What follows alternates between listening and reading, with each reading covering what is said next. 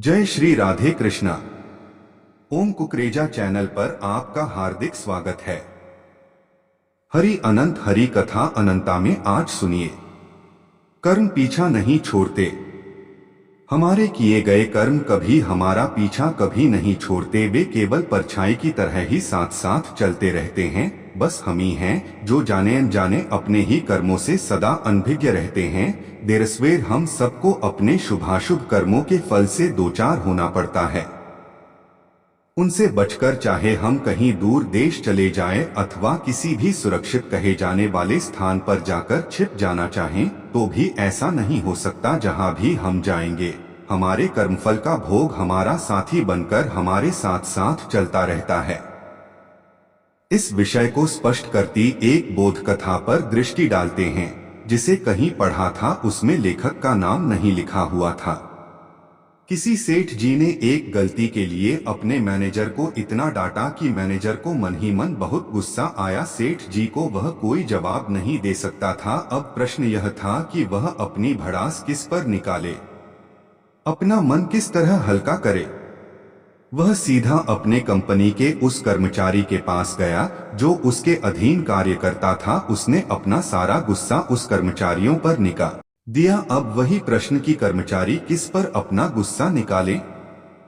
Office से निकलते समय उस कर्मचारी ने अपनी कंपनी के गेट पर ड्यूटी कर रहे वॉचमैन पर गुस्सा उतारा और फिर अपने घर चला गया। वॉचमैन को उस व्यक्ति पर बहुत गुस्सा आया था, पर वह किस पर अपना गुस्सा उतरे।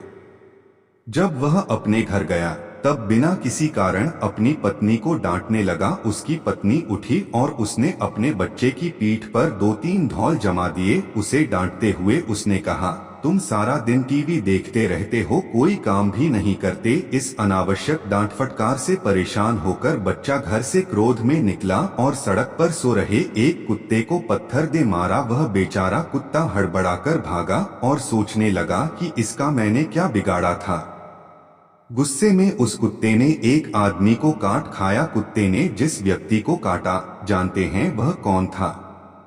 यह वही सेठ था जिसने अपने मैनेजर को डांटा था। वह सेठ जब तक जीवित रहा तब तक यही सोचता रहा कि उस कुत्ते ने आखिर उसे काटा क्यों। हमें अब इस प्रश्न पर विचार करना है कि आखिर यह बीज किसने बोया था।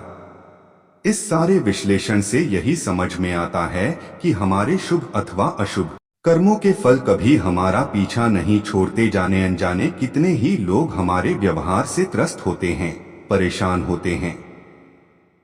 हम कितने ही लोगों का अहित कर देते हैं जिसका हमें अनुमान भी नहीं होता। इसका कारण यही है कि हम सब अपनी ही धुन में मस्त रहते हैं।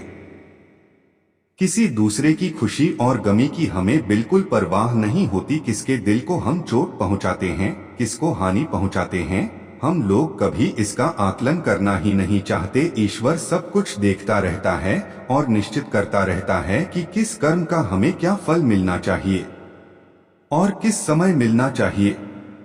कई बार ऐसा लगता है कि किसी दूसरे की गलती का फल ही हमें मिल गया है। कभी हमें ऐसा भी लगता है कि दूसरे लोग बिना किसी कारण के ही हमें परेशान कर रहे हैं अथवा हमारा शोषण कर रहे हैं। उस समय हम लोग ईश्वर को दोष देने से नहीं चूकते। उसे अन्यायी, अहंकारी, कठोर आदि की न जाने क्या क्या उपाधियां दे देते हैं। वह मालिक है कि हमें कुछ भी नहीं कहता, बल्कि हमारी उस मूर्खता को नजरअंदाज कर देता है।